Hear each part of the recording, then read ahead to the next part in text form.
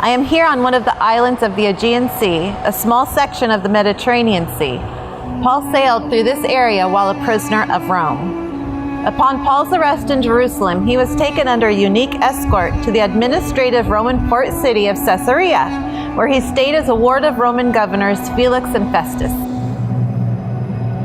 During the reign of Festus, after being kept in Caesarea for about 2 years, Paul appealed to Caesar in Rome, the highest court of the Roman world. His guard detail is tasked with switching between any merchant ships that they could find, taking them from port to port. Today, the waters behind me are somewhat calm, but this is not always the story. Luke recalls multiple occasions where the weather and the sea failed to cooperate, eventually leaving Paul and his companions shipwrecked on the island of Malta. Even while he is in the midst of the worst storm that had an entire crew ready to abandon ship, Paul remained steadfast in his faith, knowing the promises that God had given him for his life. And there was still the mission of the gospel that he had to carry out.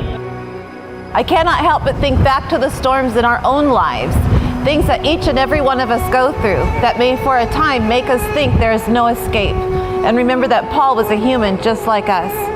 It was his faith that set him aside as a vessel to be used by God. With that, we become encouraged, not just to have faith in the difficult storms of our life, but to keep our eyes on God and his mission for my life and the promises he has given, granting us the courage to keep pressing on, knowing the calm waters are coming as long as we rely on him.